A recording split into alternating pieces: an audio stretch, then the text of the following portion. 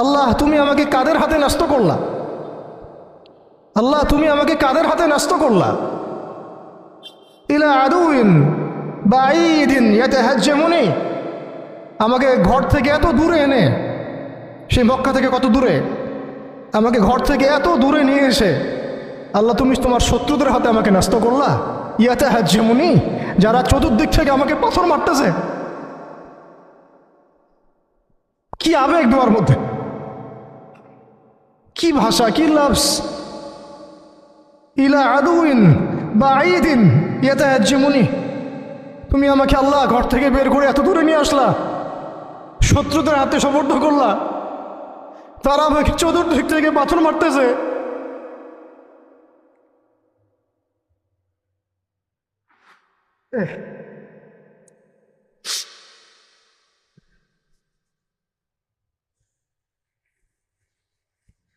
আম্মি লা করিবিন মাল্লাকতাহু আমরি, পরে নবীজি বলছেন আম্মি লা করিব, নাকি আমাকে কাছের মানুষদের হাতে নিয়ে আসছো আল্লাহ। আল্লাহ তুমি কি আমাকে কাছের মানুষদের হাতে উঠাই দিছ। মাল্লাকতাহু আমরি, যারা আমার ভালো মন্দের কাজের মালিক হয়ে গেছে। এইভাবে দোয়া করতে লাগলেন নবী সাল্লাল্লাহু আলাইহি ওয়াসাল্লাম। আল কোরআনে বর্ণিত একমাত্র সাহাবীর নাম হচ্ছে যায়েদ ইবনে হারেসা রাদিয়াল্লাহু আনহু। আমাদের এখানে যে ইয়াং ছেলেরা বসে আছেন সবার জন্যে যায়েদ বিন হারেসা রাদিয়াল্লাহু আনহু মহব্বত, ত্যাগ, ভালোবাসা, জীবন উৎসর্গের এবং জীবনের লক্ষ্য খুঁজে পাওয়ার একটা মূর্ত প্রতীক হতে পারে। একটু মনোযোগের সাথে অংশটা শুনেন, এটা শেষ অংশ।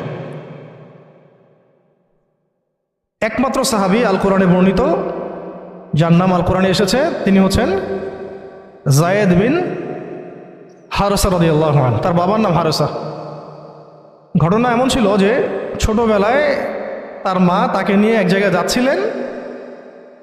তো আগে তো যে ডাকাতি হতো, জলদস্যুর আক্রমণ করতো না, এরকম তাঁবুর মধ্যে আক্রমণ হয়েছে এবং তার মায়ের কাছ থেকে সন্তানকে কেড়ে নিয়ে চলে গেছে।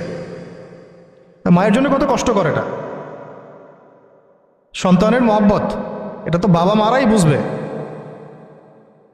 সন্তানের প্রতি মহব্বত কাকে বলে, সন্তানকে ছেড়ে থাকার কষ্ট, এটা যারা বাবা মা হয়েছেন তারাই তো বুঝবে।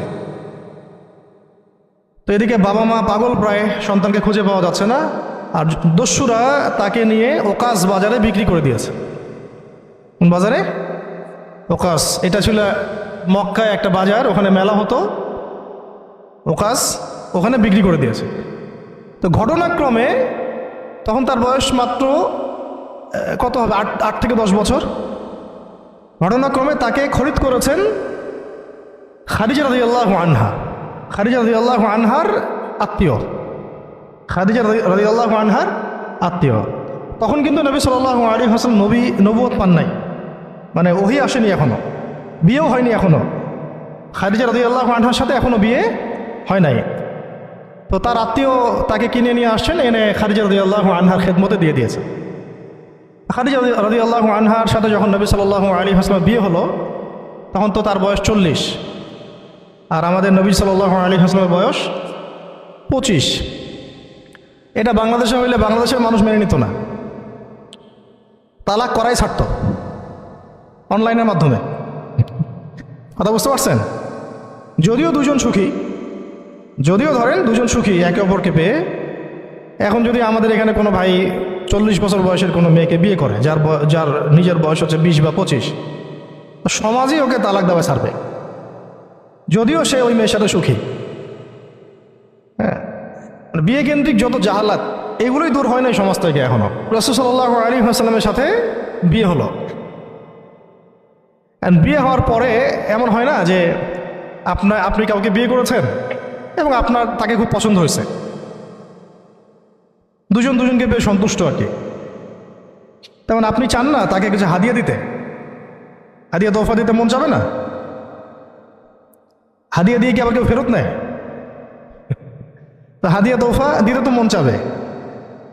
খাদিজা রাদিয়াল্লাহু আনহা হাদিয়া দিচ্ছেন নবী সাল্লাল্লাহু আলাইহি ওয়াসাল্লামকে যে হে মুহাম্মদ, আমার খুব প্রিয় একজন দাস আছে, আমার খুব প্রিয় একজন দাস আছে এবং তার চেহারা দেখে আমি বুঝতে পারি যে সে খুব বুদ্ধিমান এবং সে খুব সৎ। চেহারা দেখলে বোঝা যায় না মানুষের? চেহারা কিন্তু কথা বলে, চেহারাও কথা বলে, তবে দেখার চোখ থাকতে হবে, দেখার মতো চোখ থাকতে হবে। গুনাহের চোখ দিয়ে তো কারো চেহারা পড়ার সুযোগই নাই। যেমন আনাস রাদিয়াল্লাহু আনহু, তার জন্য নবী সাল্লাল্লাহু আলাইহি ওয়াসাল্লাম দোয়া করে দিয়েছিলেন না? তার মা দেখেই চিনে ফেলছেন যে হ্যাঁ উনি শেষ নবী, এই চেহারা কোনো মিথ্যাবাদী চেহারা না। এরকম করে কথা বলা হচ্ছে, ইয়া রাসূলুল্লাহ আমার ছেলের জন্য দোয়া করে দেন। আব্দুল্লাহ বিন সালাম রাদিয়াল্লাহু আনহু ইহুদি ছিলেন। যখন নবীজি মদিনায় গিয়েছেন, তার চেহারা দেখেই তিনি বুঝে ফেলছেন যে তিনি শেষ নবী। এই চেহারা কোনো মিথ্যাবাদী চেহারা হতে পারে না। ওই চোখ থাকতে হবে এবং ওই কলব থাকতে হবে পড়ার জন্যে। তো খাদিজা রাদিয়াল্লাহু আনহা হাদিয়া দিয়েছেন যে আমার খুব প্রিয় একজন দাস আছে, জায়েদ। তো নবী সাল্লাল্লাহু আলাইহি ওয়াসাল্লাম এটাকে গ্রহণ করেছেন। হাদিয়া গ্রহণ করে তিনি দেখেন জায়েদ বিন হারিসা রাদিয়াল্লাহু আনহুর তাকদীরটা কেমন হলো।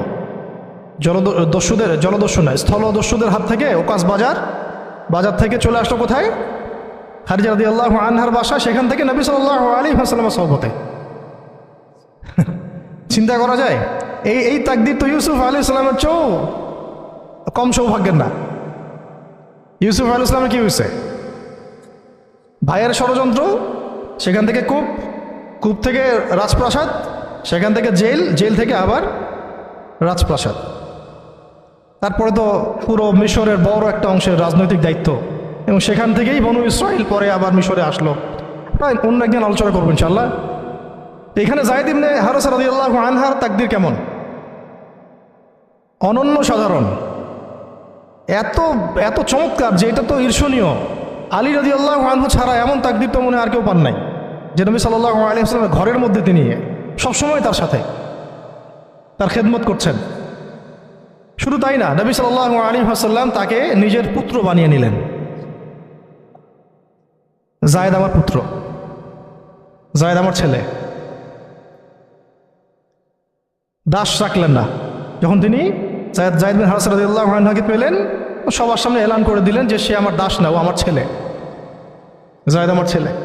নবী সাল্লাল্লাহু আলাইহি ওয়াসাল্লাম বলছেন জায়েদ আমার ছেলে, বলছেন যে আমি তাকে ভালোবাসি, ও আমাকে ভালোবাসে। অথবা একটাকে এইভাবে আসছে যে আমি তার উত্তরাধিকারী, সে আমার উত্তরাধিকারী। জায়েদ বিন হারিসা রাদিয়াল্লাহু আনহুর লকব ছিল হিব্বু রাসূলিল্লাহ, রাসূল সাল্লাল্লাহু আলাইহি ওয়াসাল্লামের প্রিয় ভাজন। আর জায়েদ বিন হারিসা রাদিয়াল্লাহু আনহুর ছেলের নাম ওসামা বিন জায়েদ। জায়েদ বিন হারিসা রাদিয়াল্লাহু আনহুকে একবার তিনি একটা সেনাবাহিনীর কাফেলার দায়িত্ব দিয়েছিলেন। কিছু সাহাবী একটা আপত্তি করেছিলেন, বয়স কম, আরও যোগ্য সাহাবী আছে। আবার ঠিক ওসামা বিন জায়েদ রাদিয়াল্লাহু আনহুকে যখন নবী সাল্লাল্লাহু আলাইহি ওয়াসাল্লাম শেষে একদম ইন্তেকালের কয়েকদিন আগে জুরফে একটা সেনাবাহিনীর দায়িত্ব দিয়ে পাঠিয়েছিলেন, তখনও কেউ আপত্তি তুলেছিল যে ওসামার বয়স কম, 19 বছর 20 বছর বয়স, আরও বড় বড় যোগ্য সাহাবী আছে। তখন নবী সাল্লাল্লাহু আলাইহি ওয়াসাল্লাম বলেছিলেন যে ইতিপূর্বে তোমরা জায়েদের ব্যাপারেও আপত্তি তুলেছিলে, আর আজকে তোমরা ওসামার ব্যাপারেও আপত্তি তুলছো। তোমরা জেনে রাখো, তার বাবা এবং সে, মানে জায়েদ বিন হারিসা এবং ওসামা বিন জায়েদ, এই দুজনকে আমি ভালোবাসি। এই দুজন আমার প্রিয় ভাজন, এই দুজন আমার প্রিয় ভাজন। তো জায়েদ ইবনে হারিসা রাদিয়াল্লাহু আনহু এখানে বড় হতে লাগলেন। এক পর্যায়ে তো ওহী আসলো, ইসলাম কবুল করলেন। ইসলাম কবুল করার আগে একটা ঘটনা ছিল, ওইটা ভুলে গেছিলাম, দেরি হচ্ছে কি? আচ্ছা, ইসলাম কবুল করার আগে একবার তার বাবা মা তার খোঁজ পেয়েছিলেন। হজ করতে আসছেন কিছু মানুষ মক্কায়, তখন হজমরা ছিল বিকৃত, এসে দেখছে যে এই তো জায়েদ। তো ফিরে গিয়ে তার বাবাকে খবর দিছে, জায়েদকে দেখলাম মক্কায়। তো তার বাবা আসছেন হারিসা, ঠিক আছে, এসে চিনতে পারছেন আমার ছেলে। তো মুহাম্মদ সাল্লাল্লাহু আলাইহি ওয়াসাল্লামকে বলেছেন যে আমার ছেলেকে আমি কিছু মুক্তিপণের বিনিময়ে নিয়ে যেতে চাই। তো নবী সাল্লাল্লাহু আলাইহি ওয়াসাল্লাম বলেছেন ঠিক আছে, মুক্তিপণ লাগবে না, আমি আপনাদেরকে আরও সহজ একটা অপশন দিচ্ছি। আপনার ছেলেকে ডাকি, সে যদি আপনাদের সাথে যেতে চায় তাহলে কোনো টাকা পয়সা লাগবে না, এমনি নিয়ে যাবেন। যদি যেতে না চায় তাহলে আমার কিছু করার নেই। তখন তার বাবার সামনে তার ছেলেকে আনা হলো, বলা হলো যে ওনাদেরকে চিনতে পারো? হ্যাঁ, উনি আমার বাবা হারসা, উনি আমার চাচা, উনি আমার মামা, এভাবে বলছেন। তো তার বাবা বলছেন যে আমার সাথে চলো বাসায়। সরাসরি বাবাকে বলে দিলেন যে আমি আপনার সাথে যেতে পারবো না, আমি মুহাম্মদ সাল্লাল্লাহু আলাইহি ওয়াসাল্লামের সাথে থাকতে চাই। তো বাবা বলছে এই কেমন কথা, নিজের বাবার সাথে যাবা না, নিজের বাবার পরিবারে যাবা না, বাবার ঘরে যাবা না, উনি তো তোমার আপন কেউ না।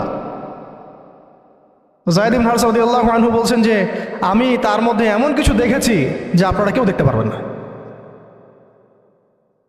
এটা সম্পর্ক, মহব্বত, এগুলোকে সম্পর্ক বলে, মহব্বত বলে। অথচ কেউ কাউকে চিনে না, মানে কেউ কারোর সাথে কারো রক্তের সম্পর্ক নাই। আর নবী সাল্লাল্লাহু আলাইহি ওয়াসাল্লাম তাকে বললেন তখন যে যায়েদকে আমি মুক্ত করে দিয়েছি। যায়েদ আমার দাস না, যায়েদ আমার ছেলে, যায়েদ আমার ছেলে, আমি তার উত্তরাধিকারী, সে আমার উত্তরাধিকারী, আমি তাকে ভালোবাসি। তার উপাধি হয়ে গেল হিব্বু রসুলিল্লাহ, রসুলের প্রিয় ভাজন। সবাই তাকে এই নামে ডাকা শুরু করলো, রাসূলের প্রিয় ভাজন, রাসূল তাকে ভালোবাসে, রাসূল তাকে ভালোবাসে, রাসূল তাকে ভালোবাসে। আর আমি বলছি রাসূল কে? সাল্লাল্লাহু আলাইহি সাল্লাম, যাকে আল্লাহ ভালোবাসেন। রাসূল কে? যাকে আল্লাহ ভালোবাসেন। তো এখন যখন নবুয়ত প্রাপ্ত হলেন, তখন আপনারা তো সবাই জানেন যে প্রথম 13 বছর মক্কায় কাটানো হয়েছে। এই প্রথম 13 বছরে যে কি পরিমাণ নির্যাতন সহ্য করতে হয়েছে, এটা ভাষায় প্রকাশ করার কোনো কিতাব পাওয়া যাবে না। আর এটা লেখার মতো কোনো কলম নাই, কোনো হাত নাই। ওইগুলো নিয়ে আমরা ইনশাল্লাহ পরে কথা বলবো। আজকে শুধু একটা দুইটা জায়গা বলতেছি। একটা সফর ছিল তায়েফের সফর। কিসের সফর? এই যে হুট করে শুনলেন তায়েফের সফর। তায়েফের সফরের আগে 10 বছর আছে। এই 10 বছরে এত নির্মম নির্যাতন সহ্য করতে হয়েছে, যেটা তায়েফ পর্যন্ত যেতে রাসূল সাল্লাল্লাহু আলাইহি ওয়াসাল্লামকে বাধ্য করেছে। মক্কার অবস্থা কোণঠাসা, মানে অত্যাচার হতে হতে হতে হতে এমন একটা অবস্থা, সাহাবীদেরকে চোখের সামনে শহীদ করা হচ্ছে। বেলাল রাদিয়াল্লাহু আনহুকে এইভাবে নির্যাতন করা হচ্ছে, সুমাইয়া রাদিয়াল্লাহু আনহাকে মেরে ফেলা হলো, শহীদ করা হলো। গরিব সাহাবীদেরকে নির্যাতনের স্টিম রোলার চালায় দেওয়া হচ্ছে। এক পর্যায়ে বাধ্য হয়ে অনেক সাহাবী আবিসিনিয়াতে চলে গেলেন, ইথিওপিয়ায়। আবার 3 বছর নবী সাল্লাল্লাহু আলাইহি ওয়াসাল্লাম এবং বনু হাশিমকে বয়কট করা হলো, মনে আছে? একদম বয়কট করা হলো 3 বছর। গাছের ছাল পাতা খেয়ে সাহাবীরা থাকা শুরু করলেন। চতুর্দিক থেকে রাস্তা বন্ধ, সামাজিক নির্যাতন, রাজনৈতিক নির্যাতন, গালিগালাজ, আপনজনদের মানে গীবত, তহমত, একেবারে পাথর নিক্ষিপ্ত চলতেছেই চতুর্দিক থেকে। আবু লাহাব, আবু জেহেল, আবু সুফিয়ান সবাই উঠে পড়ে লাগছে, পুরো সমাজ বিরুদ্ধে চলে গেছে। এরকম হালত বোঝার জন্যও ওইরকম সিচুয়েশন ফেস করা দরকার। এটা পড়ি আমরা তো এগুলো পড়ি, এগুলো তো আমরা বুঝি না, উপলব্ধি করতে পারি না, কারণ আমরা এই ফেজগুলো দিয়ে যাই নাই। যারা টুকটাক গিয়েছেন তারা কিছুটা আজ করতে পারেন। এবার এরকম একটা অবস্থায় যখন চতুর্দিক থেকে রাস্তাটা বন্ধ মনে হচ্ছে, তখন নবী সাল্লাল্লাহু আলাইহি ওয়াসাল্লাম তায়েফে গিয়েছিলেন, তায়েফের 3টা বড় বড় গোত্রকে দাওয়াত দিতে। উদ্দেশ্য হচ্ছে তায়েফবাসী যদি ইসলাম কবুল করত, তাহলে মক্কার এই কুরাইশদের বিরুদ্ধে একটা বড় সাপোর্ট পাওয়া যেত। ঠিক আছে? এটা কিন্তু একটা হিজরত, এটাও কিন্তু একটা হিজরত। এর আগে একটা হিজরত হয়েছে আবিসিনিয়াতে, তায়েফেও। এটাতে ওই সাফল্যটা আসে নাই, তায়েফবাসী ইসলাম কবুল করে নাই। পরবর্তীতে আল্লাহ পাক মদিনাবাসীকে কবুল করেছে। ওগুলো আমরা পরে আস্তে আস্তে আলোচনা আনবো ইনশাআল্লাহ। আজকে শুধু এতটুকু বলছি তায়েফের কথাটা। এইখানে সময়টা চিন্তা করবেন, এই সময়টা ছিল জুন জুলাই মাস, জুন বা জুলাই মাসের মতো অবস্থা। মানে মানে কাঠ ফাটা রোদ বলতে আমরা যা বুঝি, প্রচণ্ড রোদ, প্রচণ্ড গরম, মরুভূমির উত্তপ্ত একটা অবস্থা। এই অবস্থায় মক্কা থেকে তায়েফের ডিস্টেন্স হচ্ছে প্রায় 100 কিলোমিটার, প্রায় 100 কিলোমিটার। যারা তায়েফে গিয়েছেন তারা হয়তো জানবেন, এটা পাহাড়, মানে মাটির নিচ থেকে তায়েফ শহরটা দেখা যায়। এই যে পাহাড়ের গা বেয়ে যে উঠতে হয়, এখন তো গাড়ি আসছে, গাড়ির যুগ, এই গাড়ি দিয়ে উঠতেও এই নিচ থেকে উপর পর্যন্ত 40 কিলোমিটার, মানে পাহাড়ের গা বেয়েই 40 কিলোমিটার রাস্তা এইভাবে সফর করে করে করে করে তায়েফের শহরের উপরে পৌঁছাতে হয়। এই কাজটা নবী সাল্লাল্লাহু আলাইহি ওয়াসাল্লাম তার সময় করেছেন পায়ে হেঁটে, তাও জুন জুলাই মাসের মতো উত্তপ্ত অবস্থায়, গরমের অবস্থায়।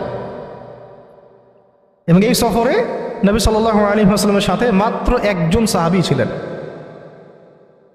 সেই সাহাবীর নাম যায়েদ ইবনে হারেসা রাদিয়াল্লাহু আনহু, আর কেউ না, রাসূলের প্রিয় ভাজন।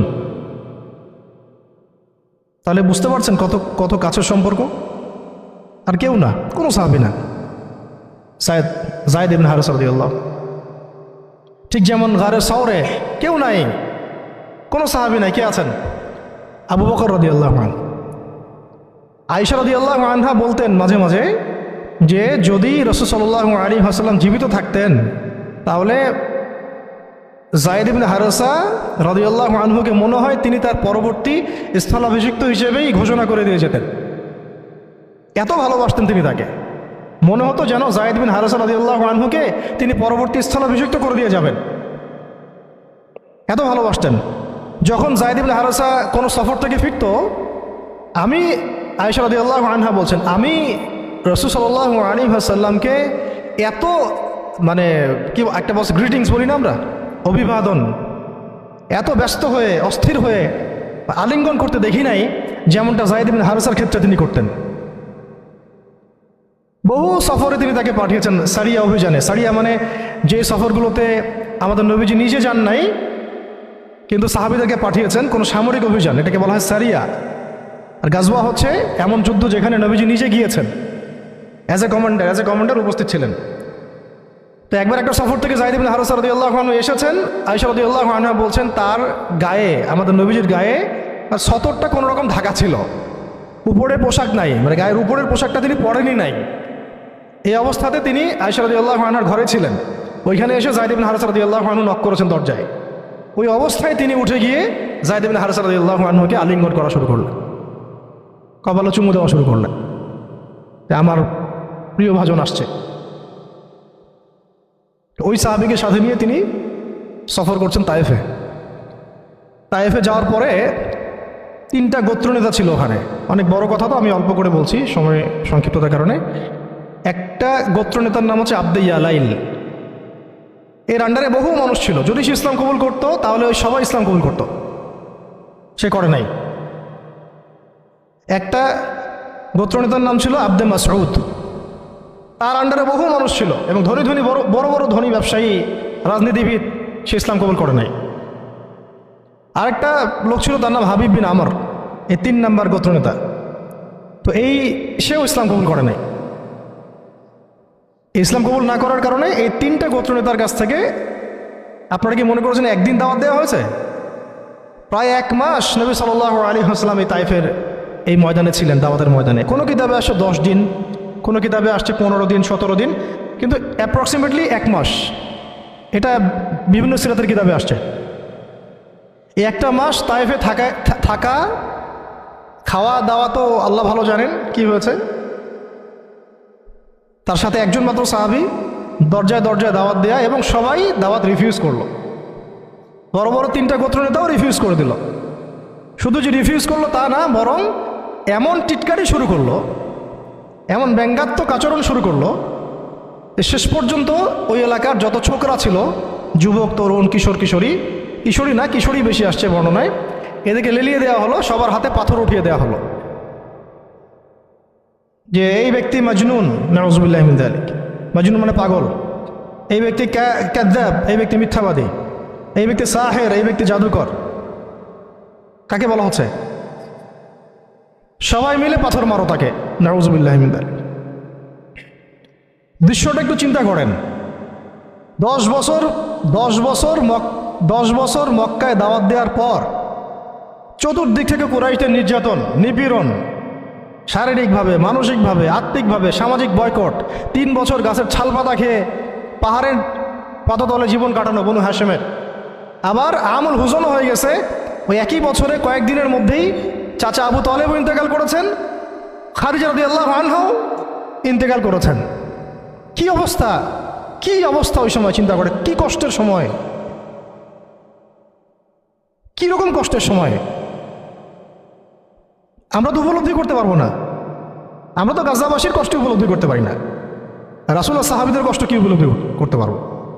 এই অবস্থায় আশার আলো নিয়ে তায়েফে যাওয়া, সেখানে গিয়ে যে 1 মাস এই মেহনত করার পর এই অবস্থা, সমস্ত ছোকরাটা পাথর মারা শুরু করলো। কি পাথর মারার সেই গতি, যেখানে পাথর মারা হয়েছে ওই জায়গা আমরা দেখে আসছি আলহামদুলিল্লাহ। কি পাথর মারার গতি, এমন পাথর মারা হচ্ছিল যে রাসূল সাল্লাল্লাহু আলাইহি ওয়াসাল্লামের মানে গায়ে লেগে রক্ত বের হতে হতে সেই রক্ত দিয়ে পায়ের যে জুতাটা আছে এই জুতাটা আটকে গেছে, এইভাবে জুতা খোলা যাচ্ছে না। রাসূলুল্লাহ সাল্লাল্লাহু আলাইহি ওয়াসাল্লাম পা থেকে জুতা খোলা যাচ্ছে না, রক্তে আটকে গেছে। আর মানুষ বলছে পাগল, মিথ্যাবাদী, হ্যাঁ জাদুকর, জিনে আসর করছে, মানুষ বলতেছে এগুলা। রাজনৈতিক ক্ষমতা চাই মনে হয়, হ্যাঁ অর্থ চাই মনে হয়, দুনিয়ার জৌলস মনে হয় চায়, আমাদের ঐক্য বিনষ্ট করতে আসছে। মারো একে, মেরে বিদায় করো এখান থেকে। কোন পর্যায়ে গেলে মানুষ এই কাজ করতে পারে, কি পরিমাণ ক্ষোভ থাকলে মানুষ এই কাজটা করতে পারে? আর কার এগেন্সটা করছে? আল্লাহর প্রিয় হাবিব, যার জন্য আল্লাহ পাক ফিরদাউস রেখেছেন, মাকামে মাহমুদ রেখেছেন, যার সুপারিশ ছাড়া আমরা মনে হয় না জান্নাতে কেউ যেতে পারবো, অসম্ভব। যার সুপারিশ ছাড়া বিচার শুরুই হবে না কিয়ামতের মাঠে, হিসাব নিকাশ শুরুই হবে না, জান্নাত তো বহু দূরের কথা, জান্নাতের দরজাও খোলা হবে না যিনি আগে না ঢোকা পর্যন্ত। তাকে মানুষ সেভাবে মারা শুরু করলো, রক্ত ঝরতেছে। এই সময়ে এই সাহাবী যায়েদ ইবনে হারেসা রাদিয়াল্লাহু আনহু নিজের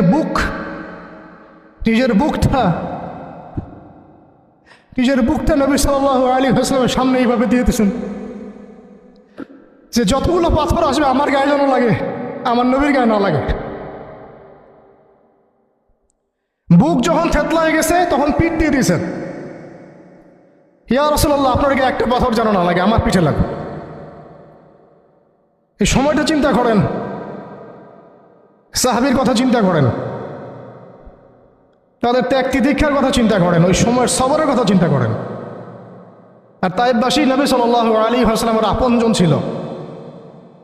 তায়েফের গোত্রে নবী সাল্লাল্লাহু আলাইহি ওয়াসাল্লামের দুধ পান করানো হয়েছিল, হালিমা সাঈদার গোত্র এটা। দূরের মানুষ আপনাকে যখন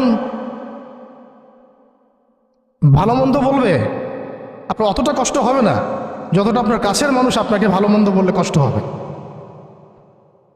যখন আপনার প্রিয় মানুষেরা আপনাকে পাথর ছুড়বে, এই পাথরের আঘাত সহ্য করা এত সহজ না। কাফেররা, ফাসেকরা, জালেমরা, মুশরিক, মুনাফিকরা পাথর ছুড়বে, সেই পাথর আপনি সৌভাগ্যের সাথে বরণ করতে পারেন, সেই রক্তক্ষরণে আপনার কষ্ট হবে না। প্রিয় মানুষদের দেওয়া অপবাদ, মিথ্যাচার, গীবত, তহমত, পাথর আপনাকে এত কষ্ট দিবে, এই কষ্টের লোড আপনি সহ্য করতে পারবেন না। আর যদি আল্লাহ পাক আপনাকে সহ্য করার ক্ষমতা দিয়ে দেন, ইনশাআল্লাহ আপনি এমন ব্যক্তি হবেন যে ব্যক্তির হাতে আল্লাহ রাব্বুল আলামিন ইসলামের ঝান্ডা উঠাই দেবেন ইনশাআল্লাহ। এবং ইনশাআল্লাহ যাকে আল্লাহ রাব্বুল আলামিন পুরো কওমের জন্য কবুল করবেন ইনশাআল্লাহ। এবং পুরো শক্তি আপনার সামনে একদিন না একদিন পরাজয় বরণ করবেই, সময়ের ব্যাপার। যায়েদ বিন হারেসা রাদিয়াল্লাহু আনহু নিজের বুকটা এইভাবে আগলায় দিয়ে রাখছে, আমার গায়ে লাগুক কি রাসূলুল্লাহ, আপনার গায়ে না লাগে। আজকে আপনি যায়েদ ইবনে হারেসাকে পাবেন কোথায়? কিসের ইসলামী বিপ্লবের কথা বলি আমরা? জামা ইমারা এটা ওইটা, যায়েদ বিন হারেসারাই তো নাই। ওইরকম আখলাকের নেতাও যেমন আমরা পাই না, ওই রকম যায়েদ বিন হারেসাদের মতো আমরা মামুরও তো পাই না।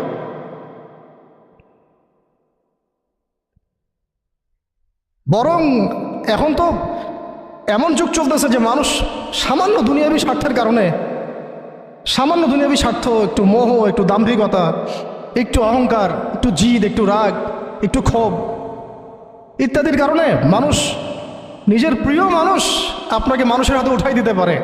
সবাই মিলে তাকে পাথর মারো, আমি তাকায় তাকে দেখতেছি। সবাই তাকে পাথর মারো, আমি তাকায় তাকে দেখতেছি।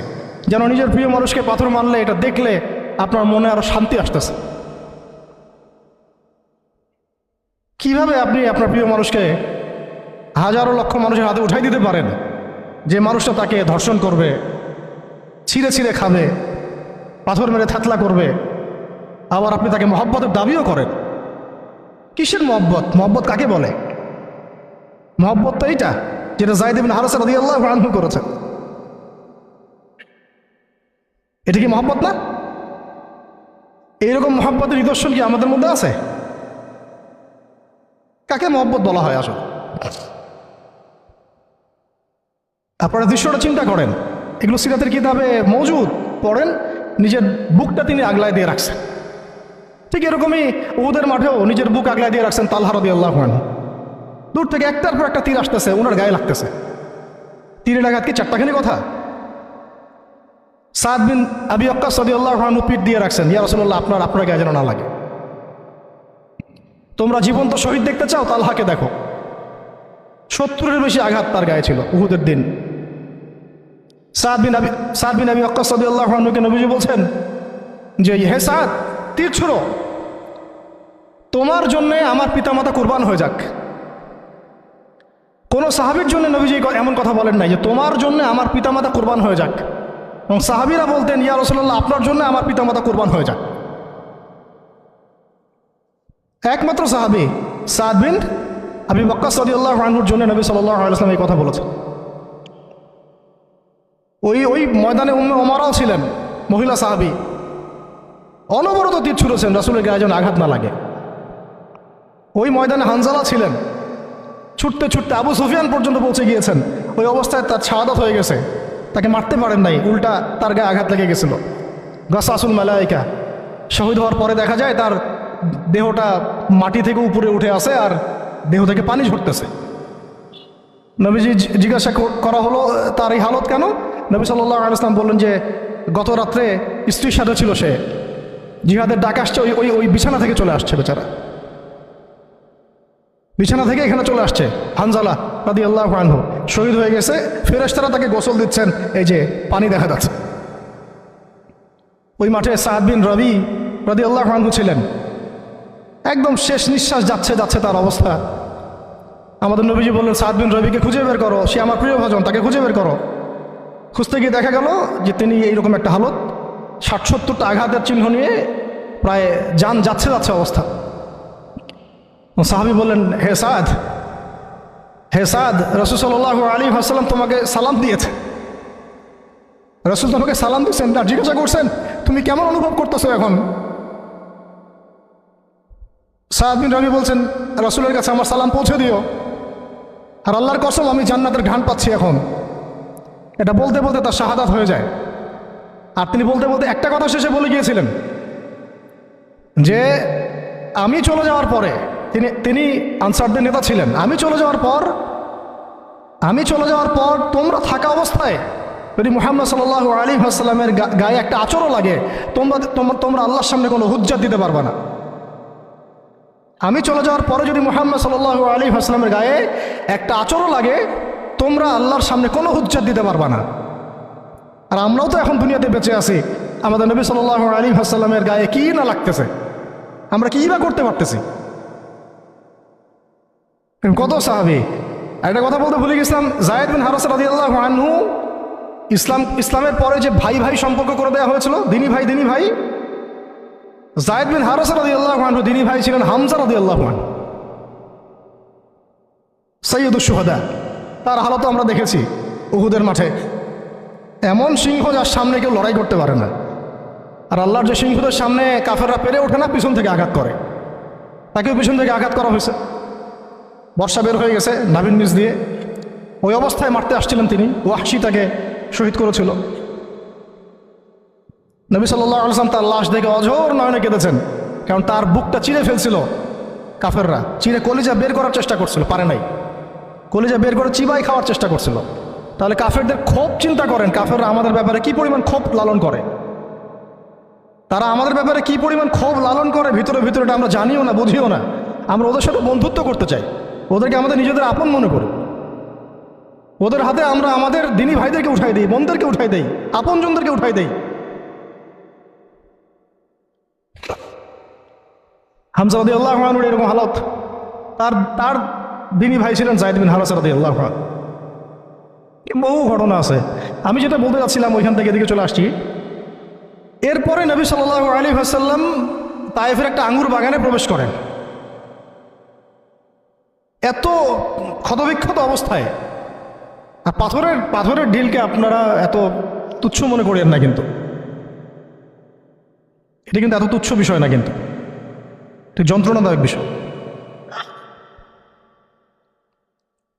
আর তার মধ্যে বললাম তার আপন মানুষ, কাছের মানুষ। আঙ্গুর বাগানে যাওয়ার পরে ওখানে আদ্দাস রাদিয়াল্লাহু আনহু, আদ্দাস নামে একজন বাগানের দেখভালকারী ছিল। এই বাগান ছিল আবার উতবা এবং শাইবার, বড় আঙ্গুর বাগান। এখানে ঘটনা ঘটে গেল, নবী সাল্লাল্লাহু আলাইহি ওয়াসাল্লাম বসে আছেন, জুতা খোলার চেষ্টা করছেন, এবং আদ্দাস তিনি এসে একটু খেজুর দিয়েছেন। মায়া লাগছে তার, আর এই লোকটাকে এইভাবে মারলো, মানুষটাকে এইভাবে মারলো। তো কিছুই চাচ্ছে না, কিছুই বলে নাই, খালি বলছে এক আল্লাহর ইবাদত করো, আর কিছু চাইছে নাকি? তো এক আল্লাহর ইবাদত করো বললো, বাস তাই বাস এইভাবে মারলো। আর মানবে না তো মারলো কেন? ও বেচারের কাছে খারাপ লাগছে, দাওয়াত কবুল করবে না তো মারলো কেন? লাঞ্ছিত করার কি দরকার ছিল? কবুল না করলে চলে যাবে, বা কবুল না করলে তারা ফিরাই দিবে, মারার কি দরকার আছে? তার মায়া লাগছে খুব। সে এসে কিছু খেজুর দিছে খাইতে, পানি দিছে খাইতে। ওই অবস্থায় নবী সাল্লাল্লাহু আলাইহি ওয়াসাল্লাম পানির গ্লাস নিয়ে, খেজুর নিয়ে বিসমিল্লাহির রহমানির রহিম, বিসমিল্লাহ বলছেন। বিসমিল্লাহ শুনে সে আদ্দাস, তার খুব ভালো লাগছে যে এই শব্দটা আপনি কোথা থেকে পেলেন? তো নবীজি তাকে জিজ্ঞাসা করছেন, তোমার নাম কি? আদ্দাস। কোথায় থাকো? আমি নিনওয়ার নামক একটা জায়গা থেকে আসছি। এটা শুনে নবী সাল্লাল্লাহু আলাইহি ওয়াসাল্লাম বলছেন যে, ও আচ্ছা, তার মানে তুমি আমার ভাই ইউনুসের এলাকার মানুষ। তুমি আমার ভাই ইউনুসের এলাকার মানুষ? আচ্ছা, আপনি কিভাবে ইউনুসকে চিনেন? ইউনুস আমার ভাই, নবীগণ সবাই বৈমাত্রিক ভাই, আমি আল্লাহ রসুল, সেও আল্লাহ নবী। তখন তিনি ইসলাম কবুল করেন। আদ্দাস রাদিয়াল্লাহু, তার নামে ওখানে এখনো মসজিদ আছে।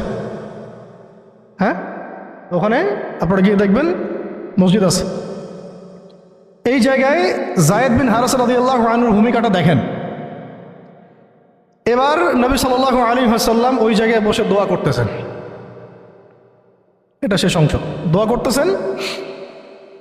এই দোয়ার লফজ যদি আরবি থেকে আরবি বুঝতে পারতেন, তাহলে মানে আমার এতগুলো কথা বলা সার্থক হতো। আর মানে আমি যদি মানুষকে এই দোয়ার শব্দগুলোর অর্থ বুঝাইতে পারতাম, ওই ক্ষমতা যদি আমার থাকতো, আমার মনে হয় না এই ক্ষমতা কোনো ওলামায়ে কেরামের আছে।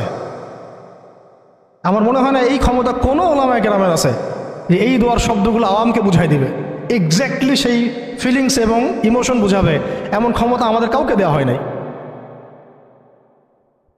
শুধু এই অনুভূতিগুলো বোঝার জন্য হলেও আরবি শেখা দরকার আপনাদের, আমাদের সবারই। এগুলো অনুভূতিগুলো বোঝার জন্য হলেও আমাদের আরবি শেখা দরকার। মোনাজাতে মাকবুল কিতাবেও দোয়াটা আছে। নবী সাল্লাল্লাহু আলাইহি ওয়াসাল্লাম রক্তাক্ত অবস্থায়, ক্ষতবিক্ষত অবস্থায়, তার পাশে যায়েদ ইবনে হারেসা রাদিয়াল্লাহু আনহু, তারা আল্লাহ রাব্বুল আলামিনের কাছে দোয়া করতেছেন। এই দোয়াটার নাম হচ্ছে মাজলুমের দোয়া, দুর্বলের দোয়া। কিসের দোয়া? দুর্বলের দোয়া। দোয়ার শব্দগুলো এমন ছিল, আল্লাহুম্মা ইন্নাকা তাসমাউ কালামি, আল্লাহুম্মা ইন্নাকা তাসমাউ কালামি, হে আল্লাহ, নিশ্চয়ই আপনি আমার কথা শুনছেন। আমাদের নবীজি বলছেন, আল্লাহুম্মা ইন্নাকা তাসমাউ কালামি, আল্লাহ আপনি নিশ্চয়ই আমার কথা শুনছেন। ওয়া তারা মাকানি, এবং আমার যে মাকান, আমার অবস্থা আপনি দেখছেন। ওয়া তা'লামু সিররি ওয়া আলানিয়াতি, আল্লাহ আপনি আমার বাহিরের অবস্থাও জানেন, ভিতরের অবস্থাও জানেন। আমার বাহিরের হালতও আপনি জানেন, ভিতরের হালতও আপনি জানেন, প্রকাশ্য অবস্থা আপনি জানেন, গোপন অবস্থা আপনি জানেন। তা'লামু সিররি ওয়া আলানিয়াতি লা ইয়াখফা আলাইকা শাইউম মিন আমরি, আমার কোনো কাজই আপনার কাছে গোপন না। আসলে আমার কি হালত, কি অবস্থা, আমার উপর দিয়ে কি গেছে, কি গেল, কি প্রকাশ্য, কি গোপন, কি সত্য, কি মিথ্যা, আল্লাহ আপনি সব জানেন। বলা কথা না বলা কথা সব আপনি জানেন। তা'লামু সিররি ওয়া আলানিয়াতি লা ইয়াখফা আলাইকা শাইউম মিন আমরি। এরপরে নবীজি বলছেন ওয়া আনাল বাঈসুল ফাকিরুল মুস্তাগীসুল মুস্তাজির আল ওয়াজিলুল মুশফিকুল মুকির আল মু'তারিফু বিযামবি। এক একটা শব্দ কিভাবে বুঝাবো আপনাদেরকে, আমার কাছে ভাষা নাই। আল্লাহ আমি দুর্দশাগ্রস্ত, আমি ফকির, আমি জিল্লতের শিকার, আমার অপরাধ আমি চিনতে পেরেছি। মানে এমন এমন শব্দ যেটা একজন নবী ছাড়া কারো মুখ দিয়ে বের হওয়া সম্ভব না। এমন এমন শব্দ যেটা ওহী ছাড়া সম্ভব না। আসআলুকা মাসআলাতাল মিসকিন, মিসকিনরা যেভাবে তোমার কাছে চায় আল্লাহ আমি সেভাবে তোমার কাছে চাচ্ছি। ওয়া আবতাহিলু ইলাইকা ইবতিহালাল মুযনিবিয যালিল, একজন মানুষকে যখন অপদস্থ লাঞ্ছিত করা হচ্ছে সেই মানুষ যেভাবে আপনার কাছে চায় আমি সেইভাবে আপনার কাছে চাচ্ছি।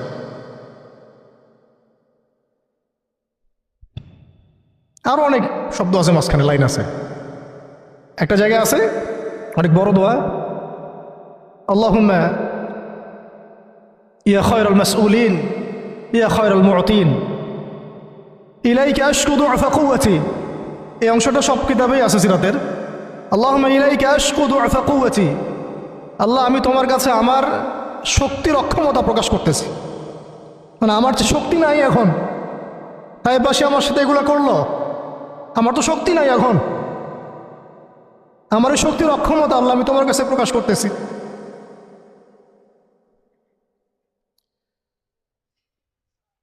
ইলাইকা আশকু দু'ফা কুওয়াতি, আমার শক্তির যে কুওয়াতের অক্ষমতা, দুর্বলতা আমি তোমার কাছে প্রকাশ করতেছি।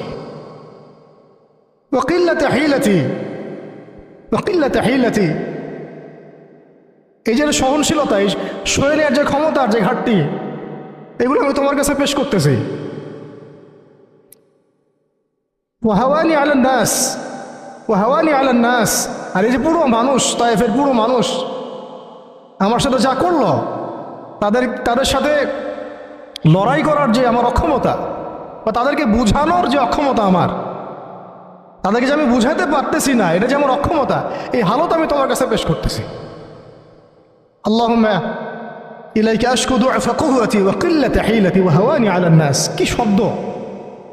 বলছি ইলা মান তাকিলুনি, আল্লাহুম্মা ইলা মান তাকিলুনি, আল্লাহ তুমি আমাকে কাদের হাতে ন্যস্ত করলা, আল্লাহ তুমি আমাকে কাদের হাতে ন্যস্ত করলা। ইলা আদুইন বাঈদিন ইয়াতাহাজ্জামুনি, আমাকে ঘর থেকে এত দূরে এনে, সেই মক্কা থেকে কত দূরে, আমাকে ঘর থেকে এত দূরে নিয়ে এসে আল্লাহ তুমি তোমার শত্রুদের হাতে আমাকে ন্যস্ত করলা। ইয়াতাহাজ্জামুনি, যারা চতুর্দিক থেকে আমাকে পাথর মারতেছে। কি আবেগ দোয়ার মধ্যে, কি ভাষা, কি লাফজ! ইলা আদুইন বাঈদিন ইয়াতাহাজ্জামুনি, তুমি আমাকে আল্লাহ ঘর থেকে বের করে এত দূরে নিয়ে আসলা, শত্রুদের হাতে সমর্থ করলা, তারা আমাকে চতুর্দিক থেকে পাথর মারতেছে।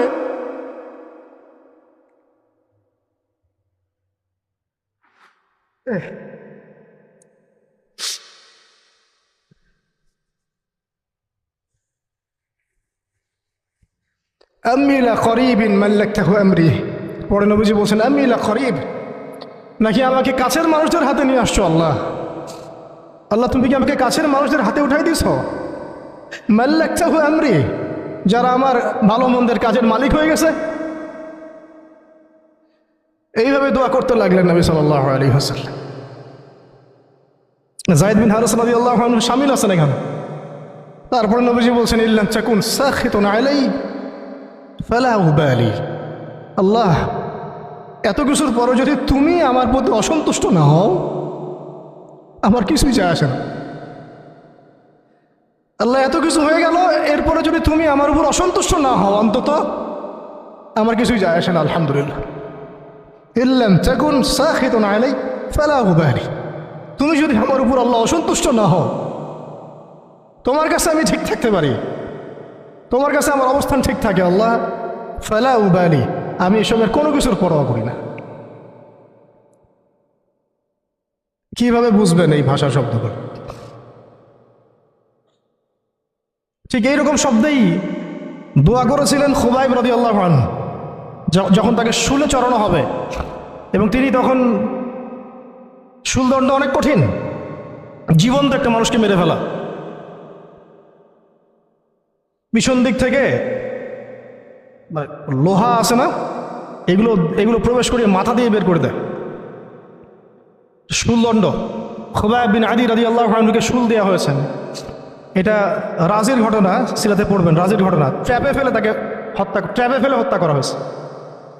যখন তাকে শুলে দেওয়া হচ্ছে তখন তাকে বলা হয়েছে যে তোমার জায়গায় যদি মুহাম্মদকে হত্যা করা হয় তুমি কি খুশি হবা?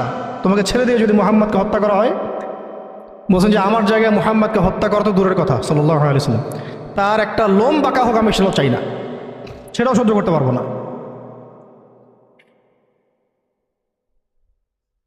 এরপর তিনি বলছিলেন, এই যে আমি বললাম ইল্লাম তাকুন সাখিতুন আলাইয়া ফালা উবালি, এরকম দোয়া খুবাইব রাদিয়াল্লাহু আনহু করেছেন। তিনি বলছিলেন তখন লাস্তু উবালি হিনা উক্তালু মুসলিমান, লাস্তু উবালি হিনা উক্তালু মুসলিমান, যখন আমাকে মুসলমান হিসেবে শহীদ করে দেওয়া হচ্ছে আমি কোনো পরোয়াই করি না। যখন আমাকে মুসলমান হিসেবে শহীদ করে দেওয়া হচ্ছে আমি এর কোনো পরোয়াই করি না। লাস্তু উবালি হিনা উক্তালু মুসলিমান আলা আই শাক্কিন কানা ফিল্লাহি মাসরাই, আমাকে হত্যা করার সময় যেদিকেই তোমরা পাশ ফিরাও না কেন ওই পাশ আল্লাহর জন্যে। ওয়াযালিকা লিলাহ ওয়াযালিকা যাতুল ইলাহি ওয়া ইয়াশা, আর তিনি তো এমন জাতের ইলাহ, এমন ইলাহ, তিনি একজন, আল্লাহর কথা বলা হচ্ছে, তিনি এমন একজন ইলাহ, তিনি যদি চান ইউবারিক আলা ফি কুল্লি শিলউইন মুমাজ্জাহ, তিনি আমার কেটে ফেলা প্রত্যেকটা হাড়ে এবং মাংসে বরকত দিয়ে দিবেন। এইভাবে তাকে হত্যা করা হয়েছে। খুবাইব রাদিয়াল্লাহু আনহু প্রতারণা করে ট্র্যাপে ফেলা হয়েছে। এরকম বীরে মাউনাও ঘটনা ঘটছে, এরকম 70 জন সাহাবীকে ট্র্যাপে ফেলে হত্যা করে দেওয়া হয়েছে। আপনারা সতর্ক থাকবেন। এই ঘটনার পরে বহু ঘটনা হয়েছে, সিরাতে হিজরত হয়েছে। উম্মে আইমান একজন সাহাবী ছিলেন, কি নাম, নবী সাল্লাল্লাহু আলাইহি ওয়াসাল্লামের অনেক প্রিয় ভজন। তিনি নবী সাল্লাল্লাহু আলাইহি ওয়াসাল্লামকে ভরণ পোষণ লালন পালন করেছেন, কিন্তু তিনি দেখতে কালো ছিলেন, খুব সুন্দরী নারী যেমন এমন না, ঠিক আছে। তিনিও ওই দাসের শ্রেণীর মধ্যেই ছিলেন। তাকে তো সবাই সচরাচর বিয়ে করতে চাচ্ছে না। নবী সাল্লাল্লাহু আলাইহি ওয়াসাল্লাম বলেছিলেন একবার যে তোমাদের মধ্যে কেউ আসো জান্নাতের একটা মেয়েকে বিয়ে করবা? তোমাদের মধ্যে কি এমন কেউ আসো যে জান্নাতে একটা মেয়েকে বিয়ে করবা? উম্মে আইমান, হ্যাঁ আমার প্রিয় ভজন উম্মে আইমান, উনি তো এমন সাহাবী ছিলেন নবী সাল্লাল্লাহু আলাইহি ওয়াসাল্লাম তার সম্মানার্থে চাদরও বিছাই দিছে। উম্মে আইমান, আমি একটু ভুল হইতে পারি জায়গাটা, আপনারা একটু দেখে নিন। তো নবী সাল্লাল্লাহু আলাইহি ওয়াসাল্লাম যখন উম্মে আইমানের কথা বলেছেন তখন অনেকেই দাঁড়ায় নাই বিয়ে করার জন্যে। তো যায়েদ বিন হারেসা রাদিয়াল্লাহু আনহু দাঁড়িয়েছে, আমি বিয়ে করব। যায়েদ বিন হারেসা রাদিয়াল্লাহু আনহু নবী সাল্লাল্লাহু আলাইহি ওয়াসাল্লামের এই আদেশ পালনার্থে একজন জান্নাতি নারীকে বিয়ে করেছেন, উম্মে আইমান, এবং তার গর্ভ থেকেই সন্তান জন্ম নিয়েছে উসামা বিন যায়েদ। উসামা বিন যায়েদ, ওই যার ব্যাপারে নবীজি শেষে বললেন যে উসামা, ওকে আমি ভালোবাসি, তার বাবাকে আমি ভালোবাসতাম।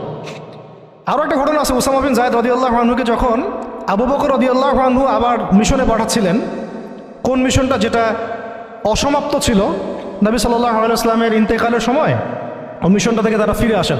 পরে আবু বকর রাদিয়াল্লাহু আনহু আবার এই জায়েশ পাঠান জুরফ নামক জায়গায় রোমানদের এগেনস্টে। তো তখন কিছু কিছু সাহাবী আপত্তি তুলছিলেন। তখন আবু বকর রাদিয়াল্লাহু আনহু বলছিলেন যে সাকিলাতকা উম্মুকা ইবনুল খাত্তাব, হে ওমর তোমার মা তোমাকে হারায় ফেলুক। ওমর রাদিয়াল্লাহু আনহু বলছিলেন যে একটু ভেবে দেখেন, আরও বড় বড় সাহাবীরা আছেন, আনসারী সাহাবীরা আছেন। তখন আবু বকর রাদিয়াল্লাহু আনহু বলছেন যে ইস্তা'মালাহু রাসূলুল্লাহ, তাকে আল্লাহ রাসূল সাল্লাল্লাহু আলাইহি ওয়াসাল্লাম দায়িত্ব দিয়ে গিয়েছিলেন। ওয়া আনতা তা'মুরুনি আন আনজিহা, আর আনজিহু, আর তুমি আমাকে আদেশ করতেছো যে আমি তাকে স্থলাভিষিক্ত করব?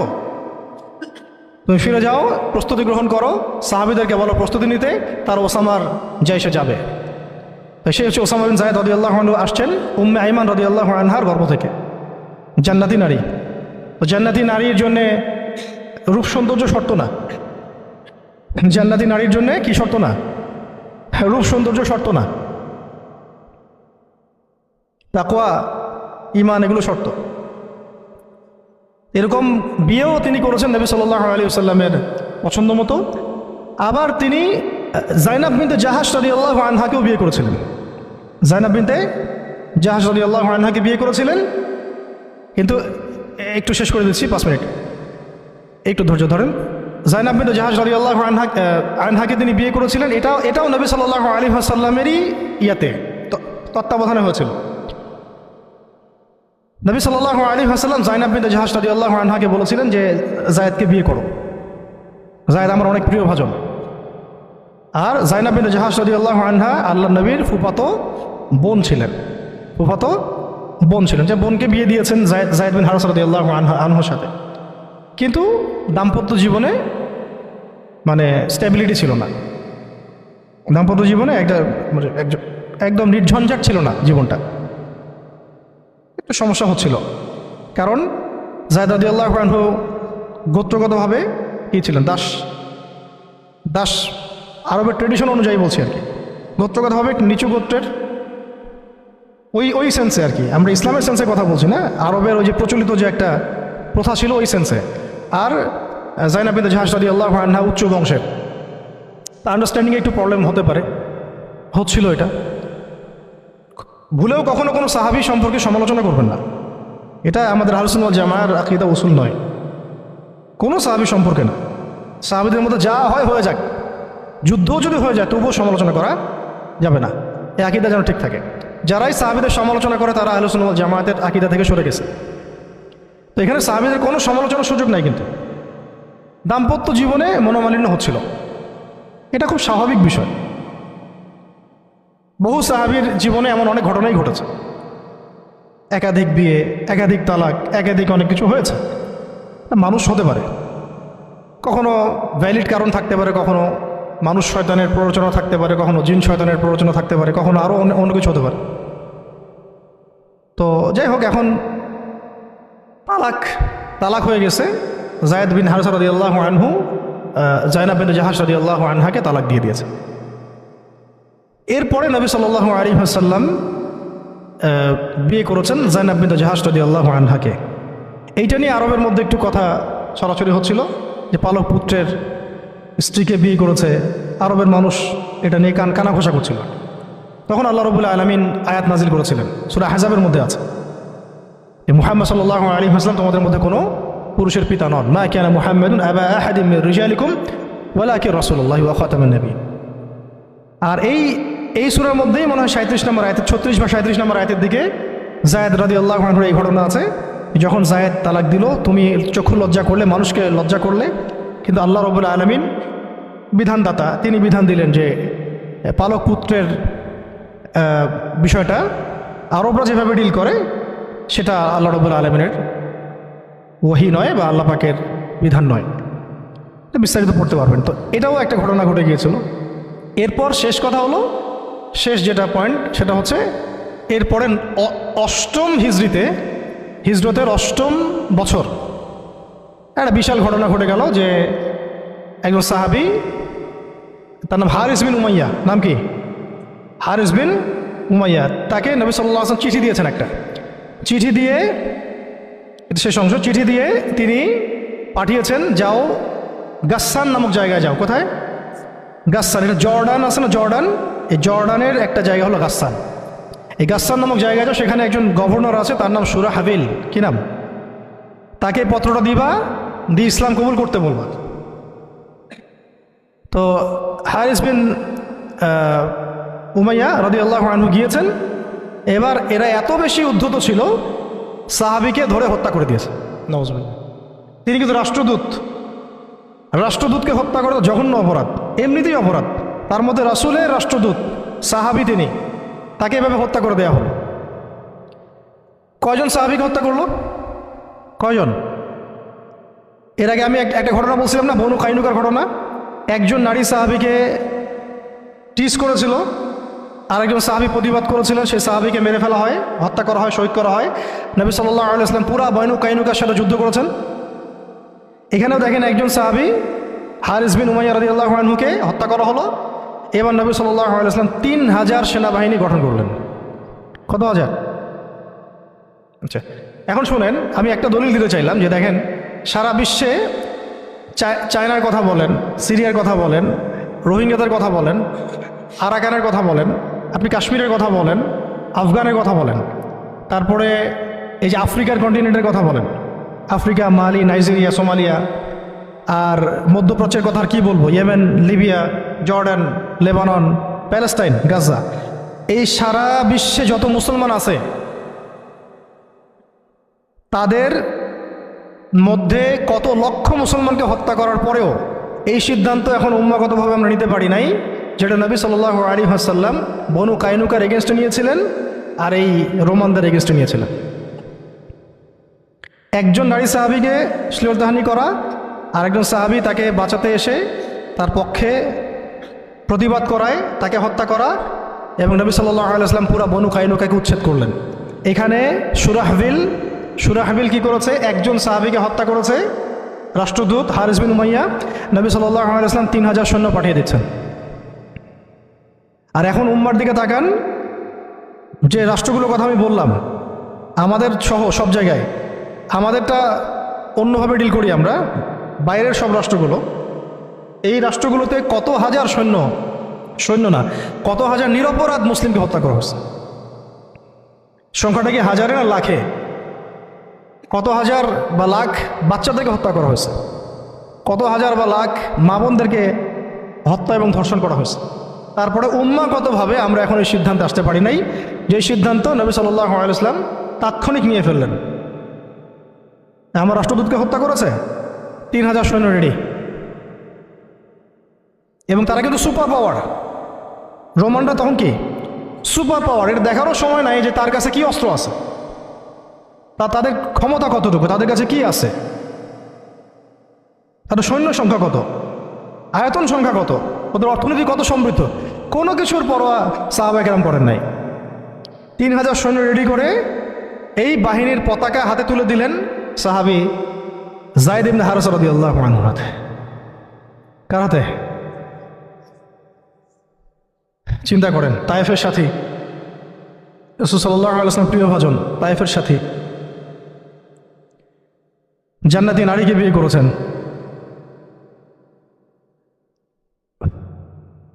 এবং বলে দিলেন যদি যায়েদ শহীদ হয়, কথার বলার উদ্দেশ্যই হচ্ছে যায়েদ শহীদ হবে, হতে পারে ইনশাআল্লাহ, তাহলে পতাকা উঠায় নেবে আব্দুল্লাহ বিন রওয়াহা রাদিয়াল্লাহু আনহু। যদি আব্দুল্লাহ বিন রওয়াহা শহীদ হয়, পতাকা উঠাই নেবে জাফর ইবনে আবি তালেব। যদি জাফর শহীদ হয় বা আব্দুল্লাহ বিন রওয়াহা শহীদ হয়, তাহলে পতাকা তোমাদের মধ্য থেকে কাউকে তোমরা আমির বানায় নিও। হ্যাঁ, পরে ছিল সেখানে খালিদ বিন ওয়ালিদ রাদিয়াল্লাহু আনহু। তো তিনি তখন নতুন নতুন ইসলাম কবুল করেছেন, তাই সবার আগে তাকে আমির করা হয় নাই। খালিদ বিন ওয়ালিদ রাদিয়াল্লাহু আনহু প্রায় 100টার মতো যুদ্ধ করেছেন ইসলামের পক্ষে, কোনো যুদ্ধে তিনি হারেন নাই, কোনো যুদ্ধে পরাজয় বরণ করেন নাই। উহুদের যুদ্ধে বিপর্যয় তো তার হাত দিয়ে হয়েছে, তাই না? তো তিনি যুদ্ধ কৌশলে অনেক পারদর্শী, খালিদ বিন ওয়ালিদ রাদিয়াল্লাহু আনহু। এখানে আমরা ফোকাস করতেছি একজন সাহাবীর দিকে, বাকি অন্য ঘটনা ইনশাল্লাহ অন্যদিন হবে, আজকে শেষ করে দিচ্ছি। যায়েদ ইবনে হারেসা রাদিয়াল্লাহু আনহু হাতে পতাকা দেয়া। হ্যাঁ, তিনি গেলেন ওখানে, যখন যাওয়ার পরে দেখলেন যে সুবহানাল্লাহ, কোথায় আমরা 3000, আর এদের মধ্যে তো রোমান সৈন্যই 1 লাখ। রোমান সৈন্য হচ্ছে 1 লাখ সৈন্য, এটা কোনো যুদ্ধ হয় নাকি? 1 লাখ সৈন্য একদিকে 3000 সৈন্য দাঁড়ায় আছে, এটা কোনো যুদ্ধ হয় কখনো? এই যুদ্ধ, এইরকম সৈন্য সংখ্যা থাকলে, এরকম কুওয়াতের ব্যাপার থাকলে, কোনো স্কলারশিপ অফ ইসলামও এখন বলবে না যে ওদের সাথে যুদ্ধ করা যায়। কোনো আলেমও মনে হয় ভুলেও ফতোয়া দিবে না যে তাদের সাথে যুদ্ধ করা যায় যেতে পারে। তোমরা কি পাগল হয়েছো তাদের সাথে যুদ্ধ করতে যাও? ওদের 1 লাখ, তোমাদের 3000। মনে তো হয় কেউই হয়তো এই ফতোয়াটা দিবে না, যেটা এটা হতেও পারে। ইসরায়েলে এত পাওয়ার, তোমরা কিসের জন্য হামাসের পক্ষে কথা বলো? আমেরিকা এত বড় সুপার পাওয়ার, তালেবানরা পারবে ওদের সাথে? এরকমই তো কথা চলতেছে সব জায়গায়, না? বাংলাদেশের মুসলমান, পাকিস্তানের মুসলমান, আফগানের মুসলমানদের কি আছে? ভারতের এত বড় বড় পারমাণবিক অস্ত্র আছে। ভাবটা তো এইরকমই না? এবং এগুলোকে হিসাব কিতাব করে অনেকেই, অনেক কাফেররা বলে বলুক, মানে ফাসেকরা বলে বলুক, মোরতাদরা বা রামবাম প্রগতিশীল, এরা তো যা ইচ্ছা তাই বলেই, ওদের কথা আমরা কখনো দেখিও না। কিন্তু ইসলামপন্থী বহু মানুষও বলে যে তোমরা তো সুইসাইড করতে চাচ্ছ, দেখো সুইসাইড অ্যাটেম্প্ট হবে এটা। ওরা এত শক্তিশালী, আমাদের কিছুই নাই, অর্থনীতি দুর্বল, জনবল দুর্বল, আমাদের সংখ্যা দুর্বল, অস্ত্রশস্ত্র দুর্বল। মুসলমানরা কখনো এগুলোর বলে কখনো জয়লাভ করে নাই। মুসলমানরা জয়লাভ করেছে সবসময় ইমানের বলেই। এটা ছিল মূল হাতিয়ার। তারপরে যুগের প্রয়োজনে আধুনিকতার প্রয়োজন আছে, সেটা ইমান বিবর্জিত না, ইমানটা সবার আগে। ইমানই তো পরাজয়, অস্ত্র দিয়ে তো আর কিছু করতে পারবেন না। এখন যদি আমাদেরকে পারমাণবিক বড় বড় অস্ত্র দিয়ে দেওয়া হয়, তবুও তো মনে হয় যুদ্ধের পথে কেউ হাঁটতে চাবে না, জিহাদের পথে কেউ হাঁটতে চাবে না, বলবে যে এটা তো সুইসাইড অ্যাটেম্প্ট হবে। ওরা তো ন্যাটো তো এতগুলো দেশের সমন্বয় গঠিত, ইসরায়েলের সাথে তো এত কান্ট্রি আছে, তোমাদের সাথে কারা আছে? ইসরায়েলের সাথে এত বড় বড় কান্ট্রি তো আছেই, 50টা 60টা 70টা। হামাসকে তো এখনো নির্মূল করতে পারলো না, পারছে? আমেরিকার সাথে তো এত বড় বড় রাষ্ট্র ছিল, তালেবান থেকে তো নির্মূল করতে পারে নাই। তো মিসাল তো এখনো দেখা যায় পৃথিবীর বুকে। তো জাতিগতভাবে আমরা ওই জায়গায় হাঁটতেই পারি নাই, ওই পথে আমরা হাঁটতে পারি নাই। শুধু দাওয়াত দিয়ে সারা বিশ্বে খিলাফা কায়েম হবে না। যারা বলে দাওয়াতই একমাত্র মেহনত, শুধুমাত্র দাওয়াত দিয়ে সারা বিশ্বে খিলাফা কায়েম হবে না, ইসলামী ইমারা কায়েম হবে না। আপনারা 100 বছর দাওয়াত দিতে থাকেন, ইমারা কায়েম হবে না। শুধু দাওয়াত দিয়ে রাসূল সাল্লাল্লাহু আলাইহি ওয়াসাল্লাম একেবারে আরব আজম এইটা জয় করেন নাই, দাওয়াতের সাথে জিহাদও ছিল। হ্যাঁ, এটা আলাদা আলোচনা যে এটা শর্ত কি হবে, প্রস্তুতি কি হবে, উসুল কি হবে, এটা আলোচনা করতে চাইলে আলোচনা হতে পারে। আলোচনার তো জায়গায় রাখেন নাই আপনারা, সব তো বন্ধ, তো দরজাই বন্ধ। বরং এগুলো নিয়ে যারাই 2-4টা কথা বলছে, ওরা তো শেষ, সমাজই ওদেরকে মেনে নেয় নাই। ইসলামপন্থী ভাই বোনরাই মেনে নেয় নাই, কাফেররা মানা তো বহু দূরের কথা। কাফেররা তাদের মাথার দাম নির্ধারণ করছে আর কি। কিন্তু আস্তে আস্তে বিশ্ব এদিকে যাবেই, আমরা চাই আর না চাই, ওয়ার্ল্ড এদিকে যাবে, আখিরুজ্জামান এদিকেই যেতে থাকবে। তো আল্লাহ পাক আমাদের নসিবে যদি এটা থাকে এবং আমাদের উপরে যদি এটা কোনো না কোনোভাবে অবধারিত হয়ে যায়, আল্লাহ পাক আমাদেরকে কুওয়াতের সাথে অংশ নেওয়ার তৌফিক দেন। এবং সব দিক থেকে, আধ্যাত্মিকভাবে, ইমানের দিক থেকে, আমলের দিক থেকে, আখলাকের দিক থেকে, সমাজের দিক থেকে, জ্ঞানের দিক থেকে আল্লাহ পাক ওই রকম চেতনা এবং প্রস্তুতি আমাদের মনের মধ্যে দান করে দেন। প্রস্তুতি তো আগে মনের বিষয়। তো শেষ করতেছি, এবার এই যায়েদ ইবনে হারেসা রাদিয়াল্লাহু আনহু এখানে আলোচনা হচ্ছে, আমরা কি যুদ্ধ কালকে করব, নাকি মদিনা থেকে সৈন্য পাঠাতে বলবো, নাকি আমরা অন্য কোনো পথে যাব, নাকি ব্যাকফুটে যাব, নাকি পত্র পাঠাবো রাসূলকে জানাবো বিষয়টা। তো দেখা গেল পরের দিন সৈন্য 1 লাখ না, সৈন্য 2 লাখ সৈন্য, আরও গাসসানী গোত্রের বিভিন্ন জায়গা থেকে আরবরা আসছে, আরও 1 লাখ। এবার ফতোয়া কোন জায়গায় যাইতো? আমরা হইলে ফতোয়া যাইতো একটা জায়গায়, এখান থেকে পালাই হিজরত করো, এখান থেকে পালাই হিজরত। তোমরা কি জানো না নিজের জান বাঁচানো ফরজ? আর সুবহানাল্লাহ, এমন একটা ব্যাপার জানেন, শয়তানও কোরআন হাদিস থেকে দলিল দিতে পারে। হ্যাঁ, আমার অভিজ্ঞতা থেকে আমি দেখছি,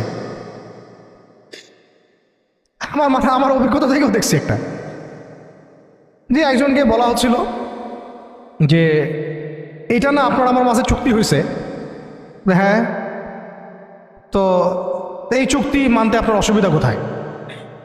সে বলতেছে যে এই চুক্তি যখন হয়েছে তখন আমি বুঝতে পারি নাই কোনটা ঠিক কোনটা বেঠিক, এখন বুঝতে পারছি যে এটা ঠিক ছিল না। আর হাদিসে আছে মুমিন 1 গর্তে যেন 2 বার না যায়।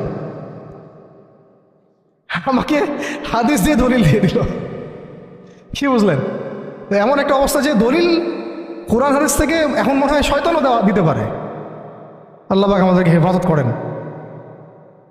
তো আলেমদের সংস্পর্শে থাকতে হয় এই কারণেই, তাহলে আমরা বুঝতে পারবো না যে আসলে কোনটা পরিশুদ্ধ দলিল, গ্রহণযোগ্য দলিল। শেষ কথা হচ্ছে, এবার দেখা গেল 2 লাখ সৈন্য, এখানে আলোচনা হচ্ছে যুদ্ধ হবে কি হবে না। একজন সাহাবী আব্দুল্লাহ বিন রওয়াহা, যিনি কমান্ডার ছিলেন পরে, তিনি বললেন যে তিনি এমন একটা জ্বালাময়ী বক্তব্য দিলেন, ওই বক্তব্য শুনে সাহাবায়ে কেরাম একদম ডিটারমাইন্ড হয়ে গেলেন যে কালকে যুদ্ধ হবে। আমরা চিঠিও পাঠাচ্ছি না, আমরা ফিরেও যাচ্ছি না, মদিনা থেকে আমরা ব্যাকআপ, আমাদের সৈন্য দরকার নেই। বিশাল বক্তব্য ছিল, এটা সিরাতের কিতাবে আছে। শুধু এতটুকু বলতেছি, উনি 2টা লাইন বলেছেন স্পেশালি। একটা হলো যে, হে আমার ভাইরা, আমরা কি উদ্দেশ্যে বাসা থেকে বের হয়েছি আজকে? আমরা কি অর্জনে বের হই নাই? সাহাবীরা বলছেন হ্যাঁ।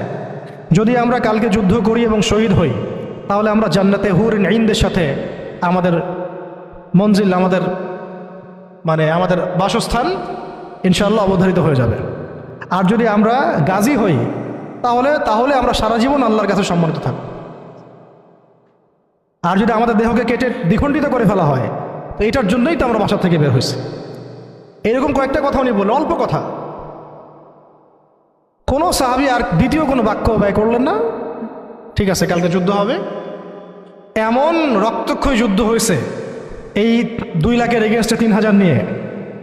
সৈন্যদেরকে এমনভাবে বিন্যাস করেছেন সাহাবায়ে কেরাম যে ওদের চোখে মনে হচ্ছিল যে মুসলিমরা অনেক। খালিদ বিন ওয়ালিদ রাদিয়াল্লাহু আনহু বলছেন যে ওই দিন শুধু আমার হাতেই 9টা তরোয়াল ভেঙে গেছে। মানে কাফেরদেরকে মারতে মারতে মারতে মারতে এমন একটা অবস্থা হয়েছে আমার 9টা তরোয়াল ভেঙেই গেছে। তাহলে কতজন কাফেরকে তিনি জাহান্নামে পাঠাইছেন সেটা আপনারা চিন্তা করেন। শেষে ছোট নাকি একটা ইয়েমেনের চাকু ছিল, ওই ছোট একটা চাকু দিয়ে আমি যুদ্ধ করছি। এটা বলছেন কে? খালিদ বিন ওয়ালিদ রাদিয়াল্লাহু আনহু। প্রথমে পতাকা যায়েদ বিন হারেসা রাদিয়াল্লাহু আনহু হাতে ছিল। ওনার ঘোড়া উনি ছুটিয়েছেন, শত্রু বাহিনীর যে এই সারিগুলো, কাতারগুলো, এটাকে ভেদ করে সামনে চলে গেছেন। তার যতগুলো আঘাত সবগুলো দেহের সামনের দিকে বেশি, পিছনের দিকে নাই। মানে পিছন থেকে আক্রমণ করতে তাকে পারতেছে না। আর যে মানুষ তায়েফের বুকে পাথর নিয়ে এখানে আসছেন, যে মানুষের জীবনে এত চড়াই উতরে চলে গেছে, এবং যে মানুষ তার প্রিয়তমাকেও ছাড়তে হলো, সেই মানুষের জন্য শাহাদাতের চেয়ে সৌভাগ্যের আর কি হতে পারে, আর কাঙ্ক্ষিত আর কি হতে পারে? দুনিয়া তো তার দেখা শেষ। তিনি তো এখন চাচ্ছেন জান্নাতে যেতে। এই মাঠ থেকে যেন তিনি ফিরতেই চাচ্ছেন না। আর যেহেতু নবী সাল্লাল্লাহু আলাইহি ওয়াসাল্লাম বলেছেন যদি যায়েদ শহীদ হয় তাহলে তুমি পতাকা নিও, তো তিনি তো জানেন তিনি আর ফিরবেন না। আর কোনো সাহাবী ফেরার জন্য কখনো ময়দানে যান নাই। তো তিনি সেখানে শহীদ হয়ে যান। তার গায়ে প্রায় 50টা আঘাতের চিহ্ন ছিল। দূর থেকে একটা বর্ষাও কিন্তু খুব কঠিন বিষয়। একটা লোহার বর্ষা গায়ের ভিতর ঢুকে যাওয়া এত চারটাখানি কথা না, এর চেয়ে তো বুলেট লাগাও সহজ মনে হয়। একটা বর্ষা ঢুকে যাওয়া আর সেই অবস্থায় জান চলে যাওয়া, এইভাবে তার শাহাদত হলো। যায়েদ বিন হারেসা রাদিয়াল্লাহু আনহুর নাম ইতিহাসে অমর হয়ে থাকলো। এরপরে পতাকা হাতে নেন আব্দুল্লাহ বিন রওয়াহা রাদিয়াল্লাহু আনহু। তার ব্যাপারে ইনশাআল্লাহ আরেকদিন কথা হবে। তিনি তো নিজের মনে ঘোড়ার পা কেটে ফেলছেন। তিনি এবং জাফর ইবনে আবি তালিব রাদিয়াল্লাহু আনহু, তারা ঘোড়ার পা কেটে ফেলছেন যাতে ঘোড়ায় চড়ে পালিয়ে যাওয়ার কোনো সুযোগ চিন্তাও মাথায় না আসে। এবং তিনি একটা কবিতা আবৃত্তি করেছিলেন। আব্দুল্লাহ বিন রওয়াহা রাদিয়াল্লাহু আনহু অনেক বড় মাপের কবি ছিলেন। এত সুন্দর লিখতে পারতেন, কবিতা আবৃত্তি করতে পারতেন, বলতে পারতেন। এটা অনন্য ছিল তার কাছে। খন্দকের দিন তিনি কবিতা আবৃত্তি করছিলেন। আল্লাহুম্মা লাউলা আনতা মাহতাদাইনা ওয়ালা তাসাদদাকনা ওয়ালা সাল্লাইনা, এরকম করে কবিতা আবৃত্তি করছিলেন। নাহনু আল্লাযী বাইউ মুহাম্মাদা আলাল জিহাদি মা বাকিনা মিন্না আলাল জিহাদি মা বাকিনা আবাদা। আরবি কবিতাগুলো সুবহানাল্লাহ এত সুন্দর। তো তিনি কবিতা আবৃত্তি করতে করতে, যুদ্ধ করতে করতে শহীদ হয়েছেন আব্দুল্লাহ বিন রওয়াহা রাদিয়াল্লাহু আনহু। এরপরে জাফর রাদিয়াল্লাহু আনহু পতাকা নেন এবং যে হাতে পতাকা নিয়েছেন সে হাতটা কেটে পড়ে গেছে, একজনকে আঘাত করছে রোমান সৈন্যদের মধ্যে। রোমান অনেক প্রশিক্ষিত ছিল, তার মধ্যে 2 লাখ নিয়ে আসছে, মানে একজন সাহাবীর চারপাশে কতজন ঘিরে ফেলছে এটা তো ঠিক নাই। এগুলো আমরা কি দেখি গণতান্ত্রিক মারামারি, এগুলো তো কিছু না। ওটা তো সম্মুখ সমরের ব্যাটল ফিল্ড ছিল, আর সম্মুখ সমরের ব্যাটল ফিল্ড। এখন কি মিসাইল মারা হয় দূর থেকে, এক জায়গা থেকে মিসাইল মারছে আরেক জায়গায় গিয়ে পড়তেছে। কাপুরুষের যুদ্ধ এগুলো তো কাপুরুষদের যুদ্ধ। এটা ছিল সম্মুখ সমর ব্যাটল, এটাই ছিল ব্যাটল। একজনকে মিনিমাম এখানে 50 জনের সাথে ডিল করতে হচ্ছে।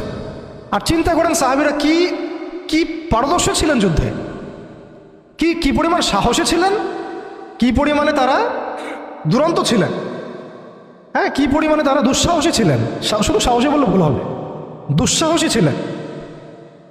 কি শৌর্যবীর্য ছিল, আর কি পরিমাণ কুওয়াত ছিল তাদের কাছে, আর কত প্রশিক্ষিত স্কিল ছিলেন তারা, যে একাই 10 জন 20 জন 50 জনকে বার্তা দিতেন না। তো আর আমাদের তো সব যুদ্ধ আর ফেসবুকে, আর কি যত মানে কাজ সব ফেসবুকে। অর্থাৎ বাস্তবিকভাবে কিন্তু দেখবেন যে 1 2 জনের সাথেও মানে ফাইট করার মতো হয়তো ওই ক্যাপাবিলিটিও নেই।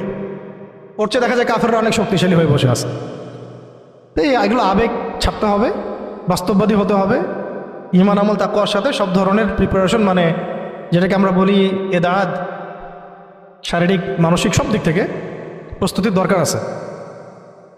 আর এটা মুসলিম রাষ্ট্রের সেনাবাহিনীর কাজ, মুসলিম রাষ্ট্রের সেনাবাহিনী অন্যান্য ফোর্সদেরও কাজ এগুলো।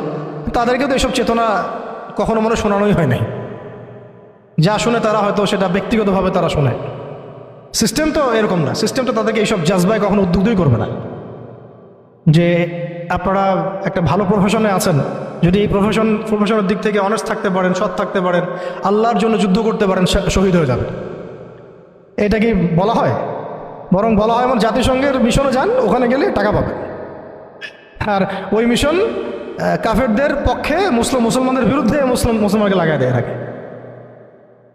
ওদের ভাড়াটে সৈন্য হিসেবে কাজ করায়।